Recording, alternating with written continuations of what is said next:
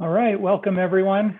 I appreciate the adjustment last minute or last few hours to have a virtual version of the meeting tonight. At 10 o'clock this morning, you never know if the weathercasters are correct or not, and if the evening commute was going to be brutal. So we wanted to have a quorum tonight for our first vote, and so made the decision to go virtual. I hope that worked for everybody. If I'm honest, my panic inside is that there are 2 or 3 people at the ESC right now looking for dinner, and that would be awful. So hopefully that's not happening. I'm going to share my screen, go through a couple of slides here.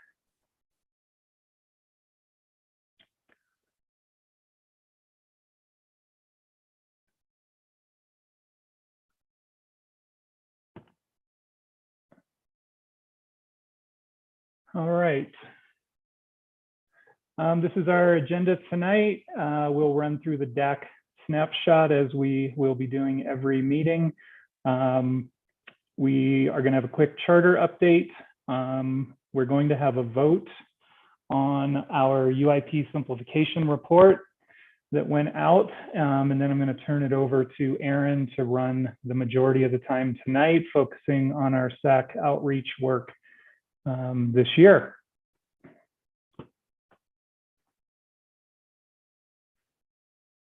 Our snapshot, once again, the typical DAC UIP work was basically suspended this year because of the new deadline that didn't allow us to assemble as a group earlier this year. We will be voting tonight on the report that was emailed Monday. Expect that to be a simple up or down vote to submit that to the board later this year. And then we'll work on a presentation and look for some volunteers to help present that in May. And then we will re-engage with the typical DAC UIP work in May or June. Between now and then, we'll work with the board to get a work memo put together and a vision statement for that work for next year. I believe it will be a continuation in some manner around simplification, also adopting some progress monitoring of the UIP, but none of that has been set in stone yet. The charter, the New America renewal was postponed a year, so we did not have any actual recharters to review this year. So we have been developing a process by which our group will review applications for renewals. Next year, we will have 2 of those. We do have volunteers, and I wanted to update you guys tonight. There were 4 of you that volunteered to do some background work on the charter, and that will pick up in April so that we can finalize that May and June for our work next year. So thank you to those who did volunteer. We will be reaching out to schedule some time for those meetings again in the background. And then we'll pick it up in the fall with the 2 renewals that we'll have next year.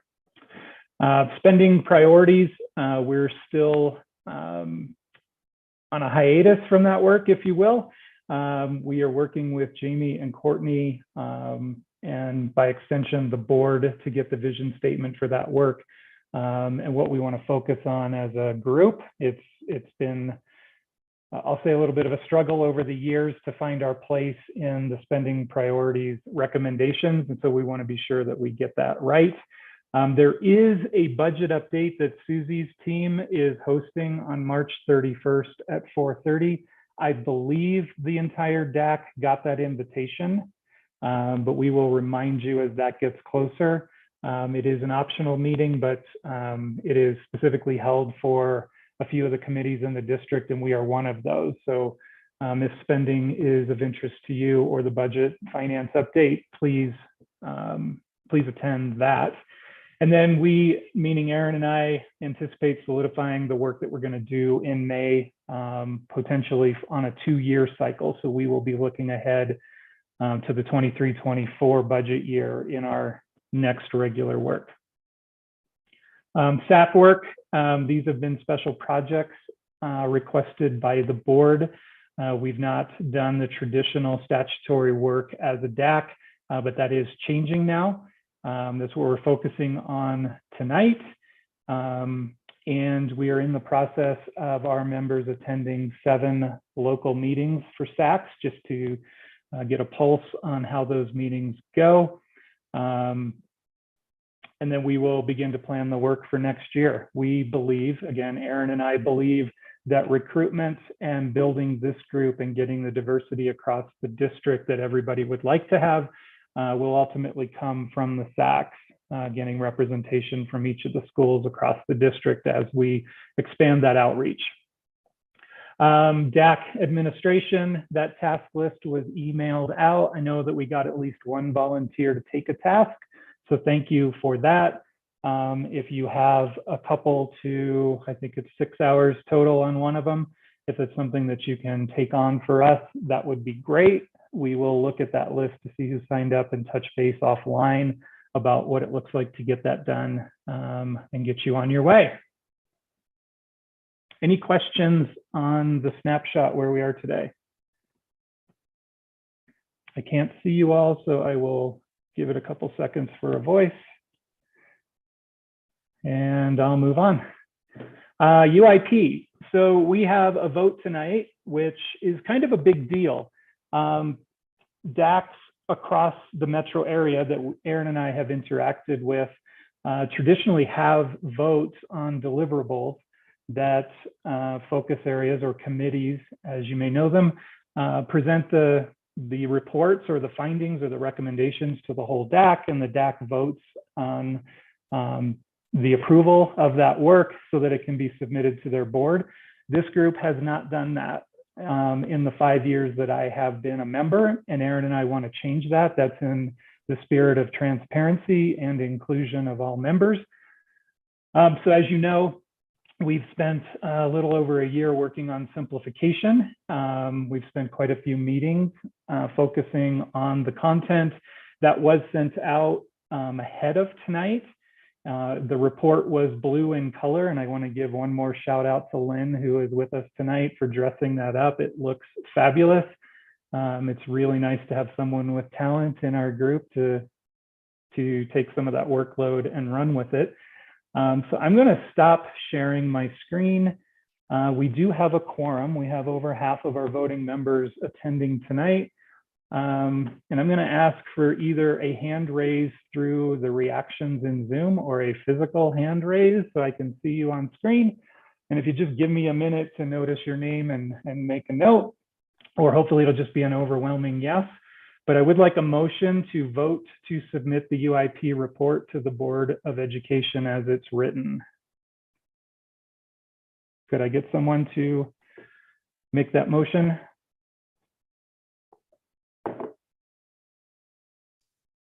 So moved. Can I get a second, please?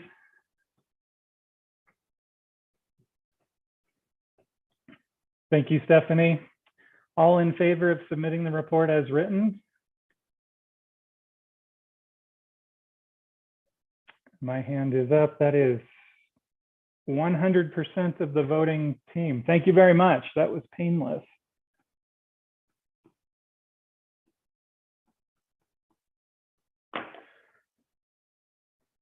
All right, Aaron, I think I am turning it over to you now. Fantastic. Okay, I will take my little green check mark off.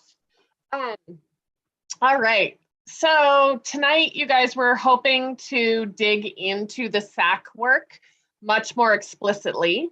Did some modifications, but also want to go over some background material with folks as we dive into the SAC work. Starting with sharing my screen. So with that,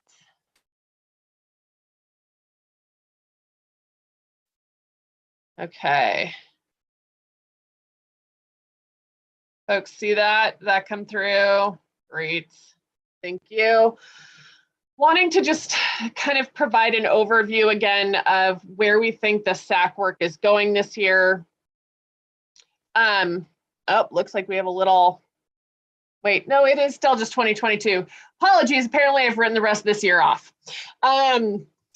So for 21-22, we want to look at the continued needs assessment that happened last year, and further engage school accountability committees to get different perspective and input. And part of that is that some of these next steps I think we're going to take, including this sample group of average, high, and sort of self-identified functioning or effective SACs for outreach and relationship building. So again, as Jack referred to, so folks that we have attending those meetings, making some observations, coming back, identifying what works, and we'll be coming with some next steps out of that conversation. Then where tonight really is focused is digging in a little bit on data that has been gathered about resources and training needed to support schools. So we're going to revisit a bit of the survey from last year, and then engage in a bit of a modified fishbowl activity with some of our staff members that have graciously agreed to engage in some discussion with us about what the DAC might be able to do in that space. So that really is some of the work we're going to be picking up this evening. The more formal memo connects this work again in a lot of the statutory grounding. So DAC bylaws, state statute, Board of Ed policy, timelines. You can kind of see we're a smidge behind schedule in terms of identifying some of the priorities and reviewing that feedback, as this is our one meeting, or at least Jack and I think in terms of like our one big formal meeting with spring break occurring later this month. Yay for everybody. And then really looking at what we can make happen. So I think we're in a good position to catch up, but really wanting to accelerate, I think, the SAC work. In terms of deliverables that we're looking at is, I think primarily around where do we want this work to go based on the next steps we take? What do we think we're in a position to provide, and recommendations for that next work? Any findings from a continued need assessment? I think there's this potential for an opt-in learning network. So again, how do we potentially look at some peer learning, identify training or resource compendium that we could pull together, and then really looking at some of the infrastructure components that Jack referred to in the overview. How do we really look at that SAC-DAC relationship, some of the sort of shared capacities that we might be able to provide there. So those are sort of the big buckets of work. I don't know about anybody else, but this certainly feels like a lot, but I feel like we can tackle aspects of each of these in the coming months. So before we move on, I guess I just want to do a quick check-in on the memo. Any questions or clarifications?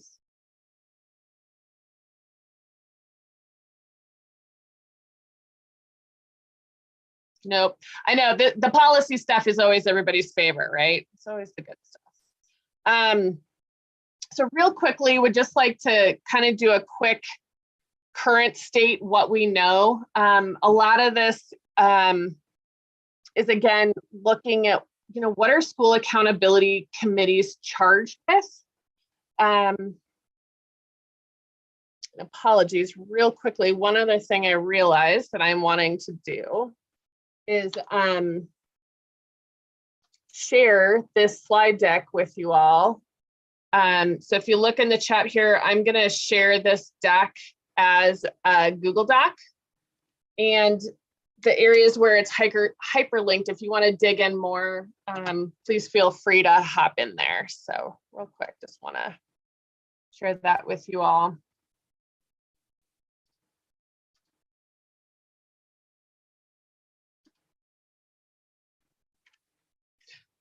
Okay, here we go. Back at it.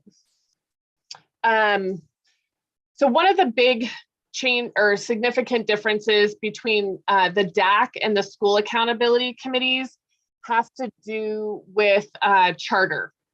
So the DAC has work around the charter space that school accountability committees do not. Hopefully that makes sense to everybody about why that's the case. But then there's definitely this focus around the role of parent engagement and engaging parents in sort of the structural and sort of decision-making components of a school. Big themes that came out of last year that I think, as we think about the deliverables from the memo, it's really helpful to understand that there is a huge amount of variability in the structure for how the work occurs across the district, across the schools in the district, with many of our schools identifying sort of a larger PTO or parent structure, and the accountability committee function is embedded within it. Some have more explicit school accountability committees that stand on their own. And there's also a great degree of how last year's administrators sort of rated their effectiveness in those spaces. So again, just recognizing we have a lot going on there. There is clearly not a one way to run SACs in the district. And so I think just really recognizing that as we head into our work tonight. One of the big themes we saw is that when administrators are transitioning, there tended to be an indication for more support needed and greater clarity of expectations of roles. So those were some of the big themes. And then I'm going to dive into a bit of detail. When we asked for administrators to identify the top 3 areas that they wanted support, it really was in sort of that skill development area, facilitation, parent engagement, and then training of parents, communications, and networking. There was a sort of an other category that had some specific details, but these were really the things that administrators identified that they needed most.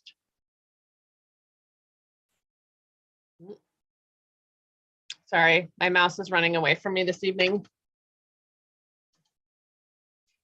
And then in terms of priorities of the SAC for the next 1 to 2 years, really focused on that parent engagement, including recruitment, participation, consistency, and attendance. We had some challenges around that community representation on the school accountability committee, and representation in a way that was actually representative of the school community. There were some components around infrastructure and capacity building. In terms of the survey, again, just acknowledging we had a bit of confusion around priorities of the SAC versus for the SAC. And then these were the most commonly identified needs. So samples, protocols, ways to increase parent engagement, training of parents, and again, that community member representation.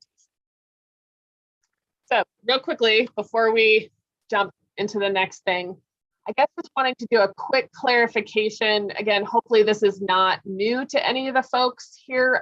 We've sent the full needs assessment slides previously, so hopefully this is not, again, new or revelatory information.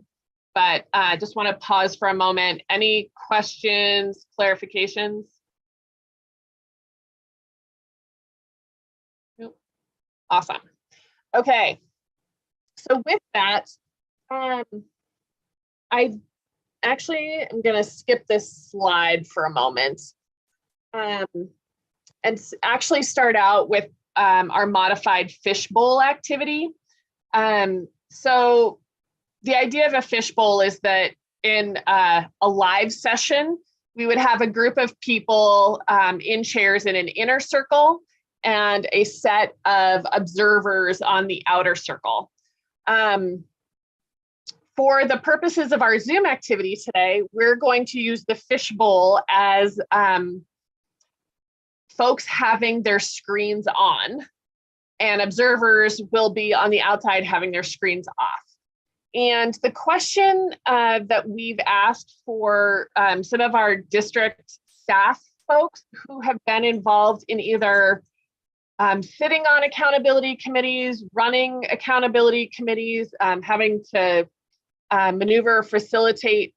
We'd like to have you guys engage in a Fishbowl activity around what the DAC could do that would increase effectiveness of school accountability committees. So given what we just shared about the survey results, I'd like to give as a starting place about, let's start with 8 minutes of just sort of your opinions, your observations, some opportunity for you guys to discuss. And at that time, we will then sort of open it up for observers to ask clarifying questions, probe on some of the discussion that was occurring in the Fishbowl, maybe some additional prompts as a way to kind of hear our resident experts and those with some lived experience to gain some insight about what we could do as a DAC in this space. So does this make sense to everybody? Is the task clear? I know some of our district folks have kind of said, you know, I'm not so sure. So I'm going to honestly leave it to self-discretion if you want to be in the Fishbowl or in the observer space. And again, we're excited to hear about your experience. So thank you for your willingness. So if you are an observer, if you could please turn your screen off. And for our folks in the Fishbowl, again, I'm going to leave it to you to start sharing your observations and opinions with us. So thank you.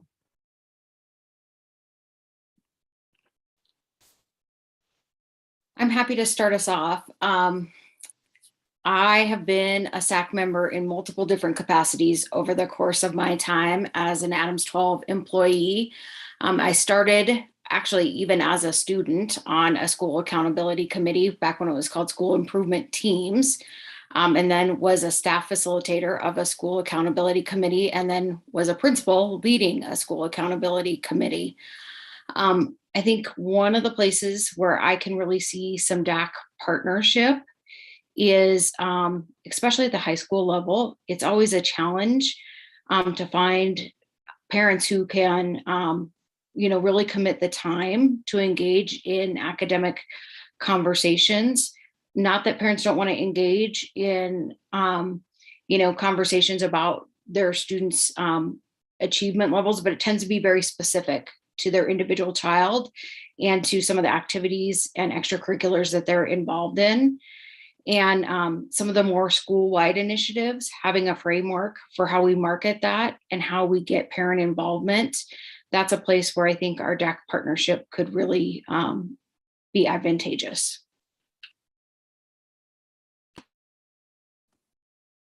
I'm happy to go next. I've been on school accountability committees for a long time as well. I wasn't a student on one, so maybe not quite as long as Kim, but when Legacy first opened in 2000, I joined as a teacher because I was just curious what it was all about, and then kind of stayed on for most of my time. I think I took a brief hiatus in there for a little while when my kids were really little, but I've been on it for a long time. Back when it first started, the school improvement team, like our parents really helped us write, well, it wasn't a UIP then, but helped us write the plan back then.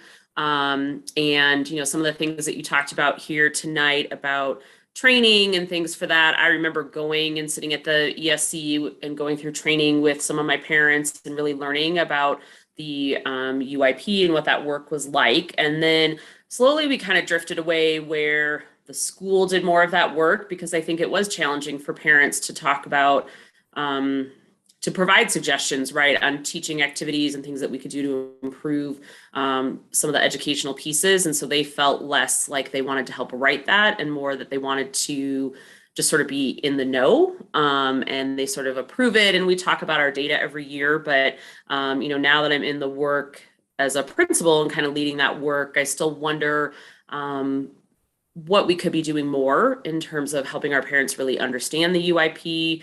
Kind of like how we spent time kind of digging into the district UIP. I think some of the things that we did this year will help me next year as I talk with parents and talk about the UIP, but I could see other principals benefiting from some of that. If there was like a common presentation that we all gave, we get a lot of toolkits in the district that are really helpful. And I could see something like that specific to the UIP that we could all be providing. And then all SACs across district are getting that same information, not just the way I'm explaining it versus the way Kim is explaining it versus the way Stephanie's trying to explain it to her staff. And so I think that could be beneficial.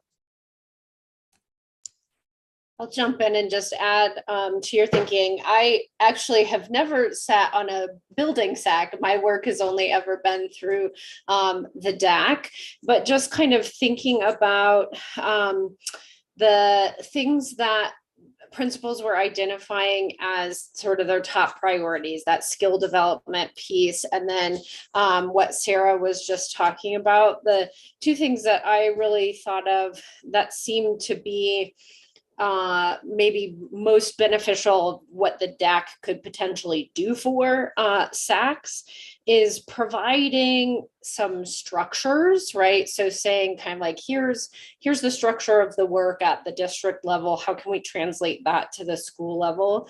But then also some resources.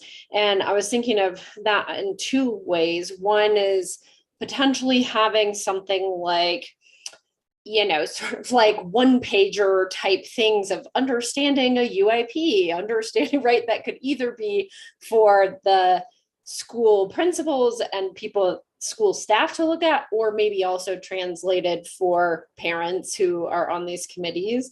But then I was also thinking about that variation from building to building, that some buildings have something that they feel is pretty well functioning.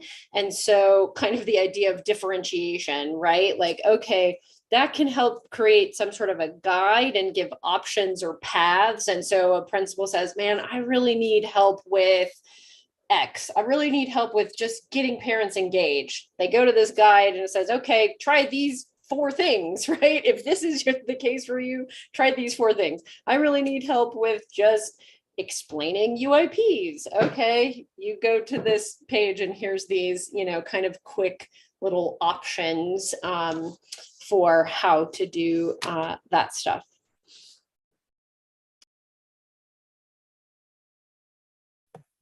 I can jump in. So I have been on school accountability committees for a long time, mostly leading them, but also as an assistant principal. I've been in 5 different buildings. I've had 5 really different experiences. Where I am right now is in a really high functioning school accountability committee. And I think for me, it's been really nice to be as part of DAC. Really has given me the insight what has made it effective, and what's made it effective is time and training. So the parents that are part of that team and the community members have had a lot of time to really sit and talk about the UIP and really understand all of the acronyms, understand the language, to a point where they really now can engage and ask questions. And I feel like that is part of the work that we've done as a DAC, has been really to talk about our education system and clarify a lot of those things that are educational jargon that get in the way of what we're really hoping for in that feedback from parents. And so thinking about forward thinking, if I could go back, it would be really nice to level set. I think even in a school where it is high functioning, having a level set around what is the school accountability committee? What is its purpose? How does it impact the school? And then trainings around all of those pieces around UIP for parents to have the knowledge to feel like they really can be a valuable part. And then from there, we can definitely differentiate, right, according to the needs of the school. but I think we just haven't had a common resource across the board. And I guess the other piece is in that offering things maybe at the district level or virtually to connect people in outside. The community member is the hardest, has been the most challenging in every location that I've been in. Again, to see what their purpose is and it help them feel of value. And I think we've talked a lot about that on DAC, making it feel, that their partnership is a value and here is how. And I think really naming that, also making that part of our web pages. I really do think it needs to live somewhere. It doesn't systematically live anywhere. So unless a parent, most likely in elementary school, is part of a PTO, they're probably not hearing a lot about that. It is the place, really the go-to place for me as a principal to elicit, come on in, hear a little bit about this, but keeping them in has been difficult because they just haven't had the training, or it's not always everyone's area of interest. So. I would piggyback on that, Stephanie, with some sort of a guide or handbook from DAC. Maybe they could come up with that, because I think that parents want to know what's going on and they can learn it, easy. It's just that they don't know what they need to learn. And so when you say school accountability committee, it seems overwhelming. But if you break it down into exactly what it is and what the commitment is, lots of parents are willing to do it. They want to do it. They want to be included in what their kids are learning, what their scores are, what they can do to help. We just have to tell them in bite-sized pieces. And if we could get a district-wide handbook on what everything means, and we're all using the same one. And as far as like an exemplar of what a SAC is, if we all had, like the DAC has a membership criteria, I think that the SAC should have a membership criteria. I've been in SACs in other districts, and there was a criteria. And I've been in elementary, middle school, and high school SACs here, and everything is completely different. And I know school to school, it's completely different. And I mean, you got to do it at what works, but there should be some sort of basis so that you kind of feel like you're on a level playing field. And if someone can't get like a community partnership or something, I find like a lot of parents that are also teachers in a school are filling membership, when instead of getting parents that aren't necessarily teachers. And it's like, well, we need to work harder to get more parents. I don't know. And I think maybe, I don't know how DAC can help with that, but I think it would be a start to have a handbook to try and get our parents in and educate them on that.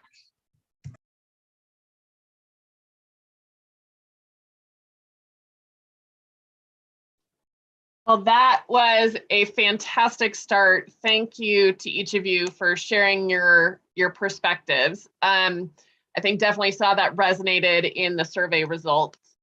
At this point, I would invite folks to ask questions, clarifications, or follow-up based on what you heard.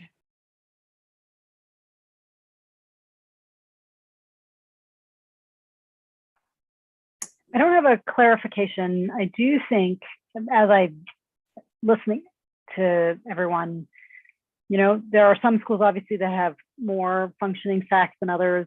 Some have websites, right, or calendars and all that kind of stuff. It seems, in the world of trying to connect all of those things, if DAC, I think, has a page and all of those things, is to list those schools that have access to their SACs so that people could see, other educators could see, as examples, perhaps, to Lisa's point, to everyone's point, really. But it's an easy link, right, to be able to connect those things using kind of, if there's a DAC page, and I think there is, right? And so here's some schools that have access so you can learn more about how they might function, or if you want a good examples, or right? Letting people connect might be an interesting resource to build within the DAC as well, so that Stephanie could know, not that she doesn't, could talk to Lisa and Lisa be like, oh, look, there's this blah, blah, whatever the case may be. So just an opportunity to house that in the DAC space.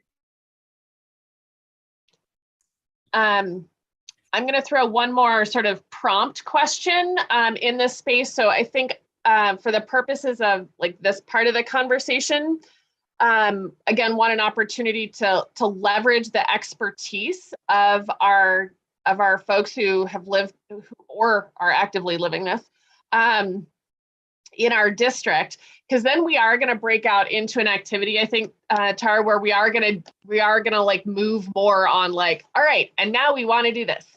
So I think one thing I'm curious, I think Kim and Sarah, I heard really explicitly, you guys have had a long history and seem to have a fairly high comfort level in moving in this space. And so I'm curious if you could channel some of your peers who are either, and actually Stephanie, I think what you described, like new, you've been in 5 different buildings. What might be considerations for either new administrators or new to a building administrators? Like how is that process or that experience for you? I think for sure, if you're a new administrator and you haven't had a model for how an effective SAC runs, that could be a challenge. I mean, I'll just speak from my own personal experience. I had lots of models as a student, as an assistant principal. So then when I stepped into the principal seat, I had, lots of different templates for, how to run a data protocol with my team, lots of opportunities for how do I invite parents to the table in order to engage in conversations about student achievement that wasn't directly associated with their individual child. And even then, like I said, at the high school level, there's this challenge of parents are just really taxed for time. So that is something that I was constantly toying with in terms of just the scheduling possibilities. So Tara, I think you bring up some ideas. That was something that when I left the principal seat, I was thinking about how can I be more transparent in scheduling so that parents can get this on their calendar and make it a priority because I know they want to attend. But I think it's a challenge if you're new to the role. Yeah, I would agree with that. And, I've been in one place and I've kind of followed the same model, right? I don't think we've changed a lot in how we operate as a SAC at Legacy. And even now, like sort of running it while I've been a part of it, it's like, well, I just keep kind of doing what's been done before. And I don't really know if that's what I should be doing, right? Like I've just kind of been following, like it's all people that I respect that sat in this seat before me. So I feel like I'm heading in the right direction. But I know that I was really lucky that I sort of adopted some parents who had been on SAC for a while and just kept going. And they've got kids that are continuing to go through my school. So that really helps. But, as far as like, I never have really figured out how to promote it to get new parents, right? How to really describe what our purpose is as a group. And even just like a little summary snapshot, like I always keep trying to figure out how to word it to put it out there to get new membership would be helpful. So I could imagine, like, had I not been on this, I think I would have just been like, okay, so we're going to have this group and we're going to talk about some stuff. But I don't know that I would have felt really prepared to do that. And you learn a lot on the job as a principal and people figure it out. But I don't think it's something we talk about a lot as principals as far as like what our school accountability committees look like and how we run them. And I think we probably could spend more time doing that.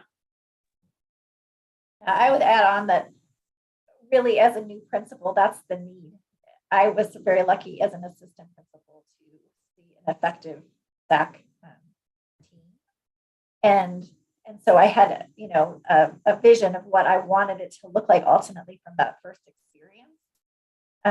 But I don't know who would I've reached out to if I hadn't had that experience. It's just not something that we have done. So I think having models available would be wonderful for new principals or even assistant principals having that experience prior to coming in.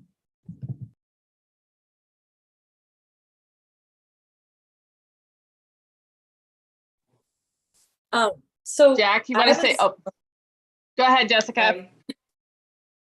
Sorry. So I was a parent on a SAC. Pulled up the first email that they sent once I was elected, because it was an elected position at that school. And we did a ton of training. They had it very regimented. And I can tell you exactly, like, I know exactly how we had to do like 6 or 8 models off of the Board of Education website. And then they gave us the Public School Accountability Handbook, the District Accountability Handbook from the state, the Unified Improvement Planning Handbook from the state, all these things. Like, why? I mean, it seems like if we put something together for the schools, maybe you could have something like that that just says these are the things that should be done or whatever. But also I wanted to point out that everybody's talked about not being able to get parents, but I wanted to join a school accountability committee because we left our other school. Now my kids are at 3 other schools, never heard a word. In fact, there's nothing on any of their websites about it at all. So instead I joined the DAC. We're very glad to help you, and maybe, you know, you can be part of the solution. Jack, go ahead. Yeah, I have a couple questions. I guess one specific to Stephanie and then 2 general to anyone in the fishbowl. Stephanie, you made a comment that I wrote down as the DAC has clarified terminology, and I was wondering if you could tell me what experience you were relating that to. Was it previous committee work? And how did that relate to your school SAC? I think just the ability to listen to parents and through this committee work has helped me just have a better lens on my own language, questions that people have, to make it relatable so that it does feel purposeful. Because ultimately, at the end of the day, when I presented the UIP, for example, in my own SAC, I would have 0 questions. Just great job, you know, and kind of that. And it's like, that isn't what that, thank you. That's a wonderful, I'm glad you're here, but really we want questions. And so I think through this work and listening and being able to hear what people wonder about, and really Dave's done such a wonderful job of, you know, talking through those pieces that we are able to get to some high quality questions and things that can improve my own presentations and communication. Great, thank you. The other 2 questions are sort of related and they're open to anyone, I guess.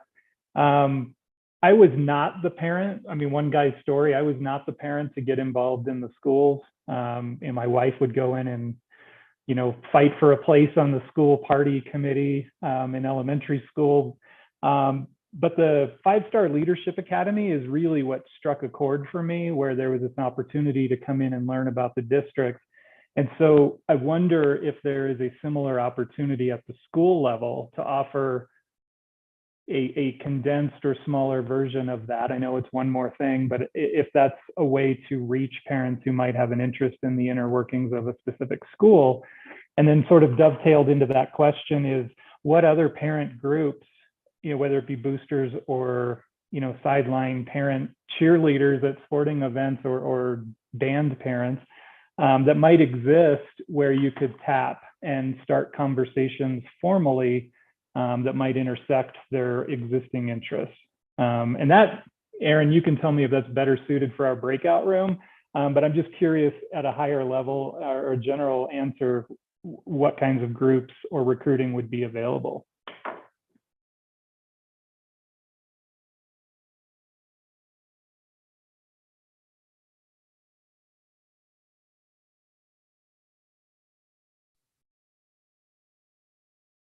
So I just have an observation. So, you know, with my son's school in elementary, you know, it's the PTO and then I think the SIT meeting, and then going to my daughter's middle school, like Jessica was saying, I went on the website to see if there was any way to get involved with like a PTO or a SAC meeting. And there really wasn't anything that was glaringly like obvious that that's what it was. So I'm not sure if schools have different terminologies for a SAC.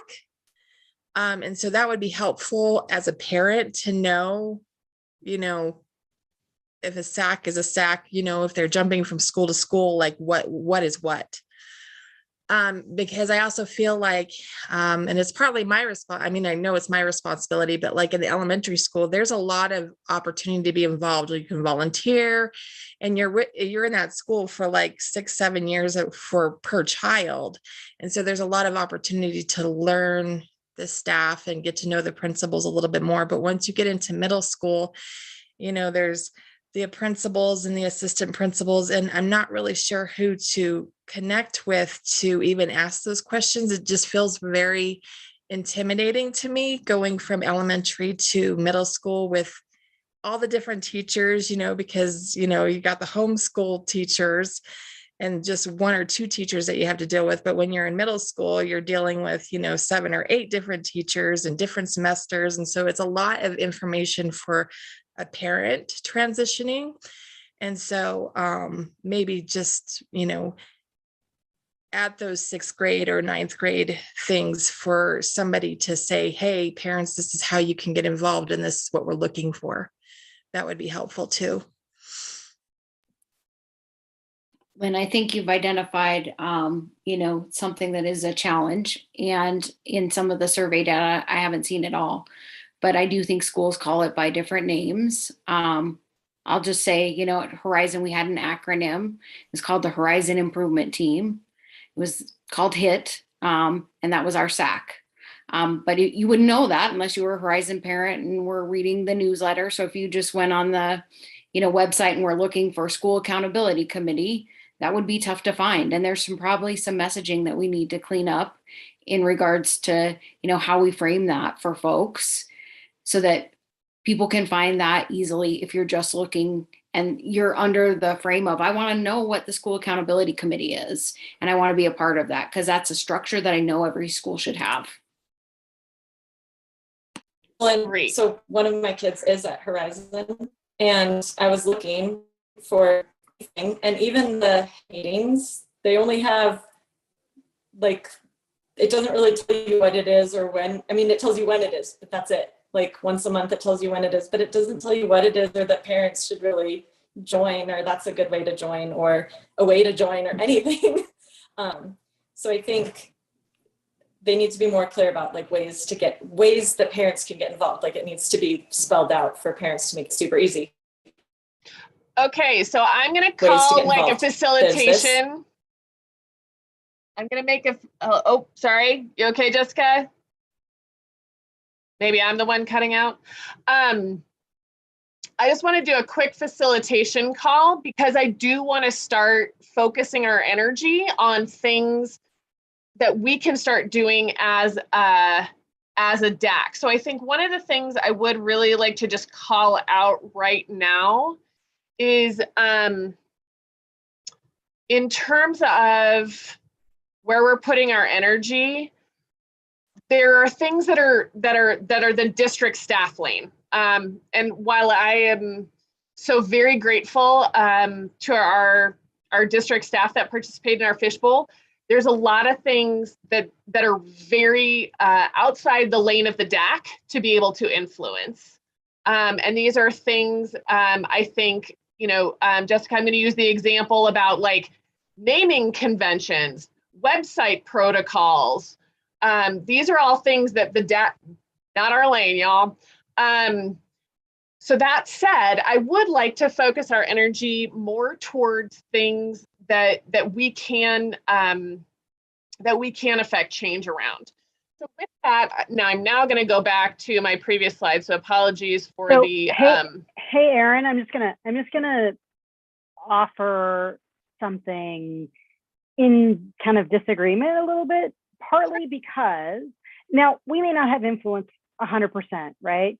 But to Jessica's point, I think goes to this question that showed up in the survey around getting more parent involvement or around getting whatever it is that came up in the survey. And these are sort of some of those things that I think Jessica was trying to point out, right? Naming conventions, we may be getting down to the detail, but it is sort of, it seems to me, if it is our role to make suggestions that if this is really the issue, that you might need to create these kinds of naming conventions. You can call it whatever you want, hit at Horizon, but you also have to be able to make it a public thing that says SAC, right? So I do think there are connections here. They don't have to do anything we suggest, right? Or strongly encourage, but they are connected to the elements in which showed up in the survey. So Tara, please know I am 100% in agreement. But I'm also recognizing that there are things that we can elevate and quite frankly have elevated, but we don't have the authority to, we can advise, all right, so we made some very specific recommendations as a part of the survey presentation last year. That is, all right, district staff, you might have a little bit going on. But these are things, that we would suggest recommending, right? And I think to get really specific, Jessica, I'm going to keep on with this example. I think there are things that we can elevate as a part of a needs assessment that we can, again, pull out as recommendations. I'm just concerned about sort of the level for this conversation right now. And so what I'd like to do is a couple of things to keep the conversation moving. The slide I'm sharing right now, these are hyperlinked examples provided by DACs from around the state for their SACs. So these are things that, are around training, identify some best practices, look at some sort of handbook kinds of things that might serve as some ideas or models about what we as a DAC may want to provide. Again, you guys have access to this. You can kind of dig in or, pull up some samples as we step into this next activity. So making sure everybody was able to access that through the chat function. But then what I would like to spend, I'm going to go ahead and say the next 25 minutes is into breakout groups. Today, we are going to use a Google Doc because unfortunately I learned earlier this week, you cannot have more than 20 people in a Jamboard without it shutting you out.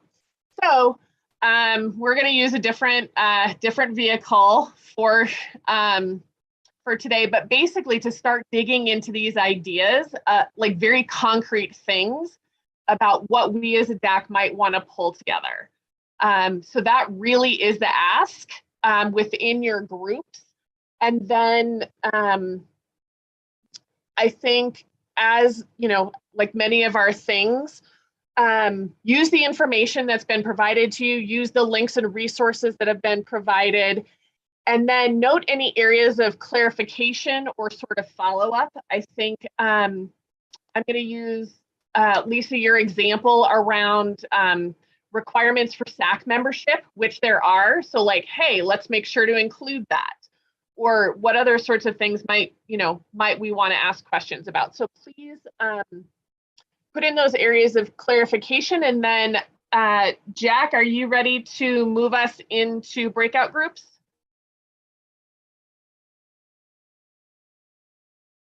Yes, I am. Great. So let's go until 6:20 so that we have time to come back, share out some high-level themes, and then wrap up for the evening. All right, if you're ready, we'll go in 3, 2, 1.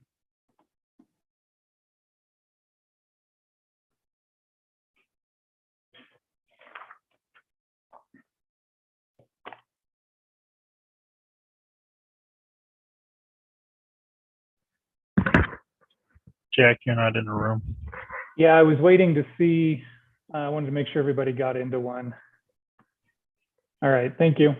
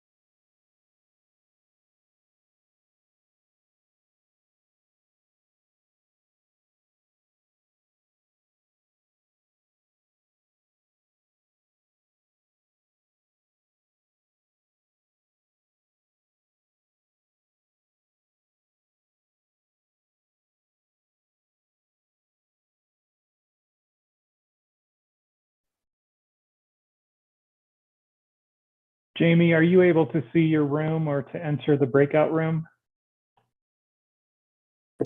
I am not seeing how I can get reconnected after I got kicked off.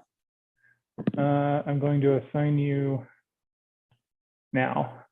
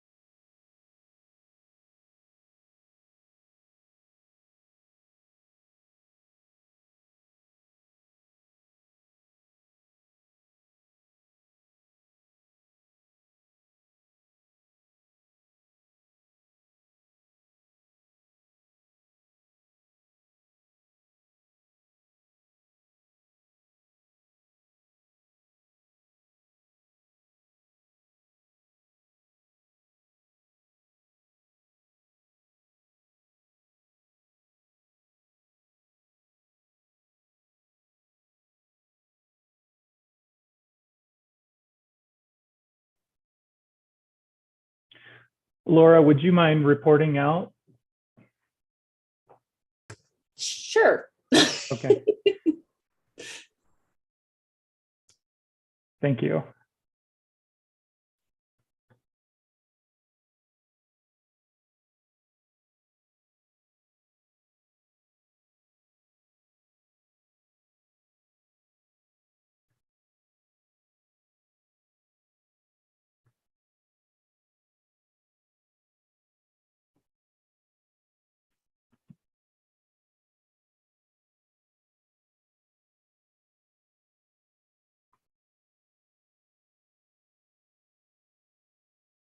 Jane, if you can hear me, it's just our group that's back, but I thought I closed all of the breakout rooms.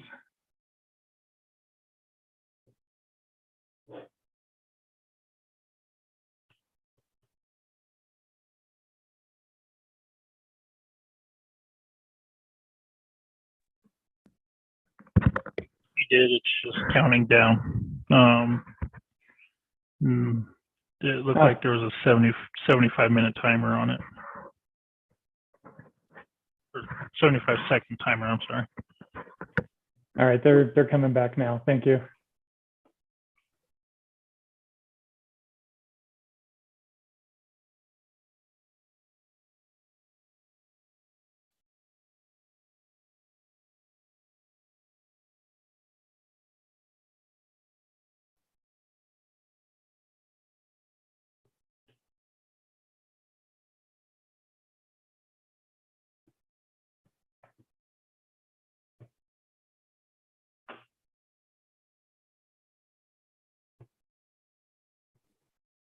Okay. And we have a few minutes to debrief.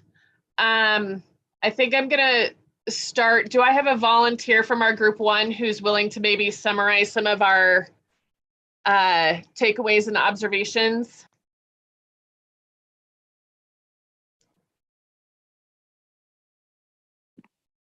I don't mind doing it. I'll use our Google Doc. Thanks, Kim. Yep. We talked about, we really liked a lot of the things that were linked in the PowerPoint presentation. We felt like creating a toolkit of like tips and tricks, ready to use resources for how to run your SAC might be really helpful for folks, and that would probably be a high leverage point moving forward. We also thought that having a basic layout of what your SAC is and kind of a template of how it might run throughout the school year could be really helpful if that lived on our DAC website. And we know the DAC website needs some work, but we felt like when we saw that in other exemplars, as we were looking through other districts, that felt like something that if people went to the district DAC website and they had, you know, a set of resources, that really was something that could be advantageous and might even direct parents to, hey, go and talk to your school principal about, do they have a SAC? How might you be engaged? And then there could be some examples of language or some examples of how SACs might work. And in those resources, one of the things that we really appreciated is in Denver, there was a differentiation between compliance versus commitment, and really like distinguishing that for people. It helped to really, you know, think about if I'm committed to this work and I'm committed to really engaging my entire school community, that may look very different than just being compliant. And then, like I said, there's a lot of templates from across the board that we might be able to utilize and not recreate the wheel. And then we talked about if there was an opportunity for utilizing some of the resources that might be in the toolkit to have not just the principal be the sole facilitator of this work. If there was a way to have parents be involved. Obviously, we know the principal is going to be a high leverage, you know, participant, and they're always going to bring resources to the table. But if there's an opportunity as parents become more informed and more engaged, if they could take on facilitator roles or just be more involved in that. And I have in our notes, including a glossary, and I think that covers it. Thank you so much, Kim. All right, group 2. So we can probably build on two things that Kim kind of talked about. One is we agree that really having the opportunity to educate schools and SACs more on really purpose of a SAC, why it's important, the importance of parents feeling invited and welcome. And what I would add to what Kim said is we might want to talk about, is there an opportunity for some consistency across schools so parents know where to enter into the school website, where it's called school accountability.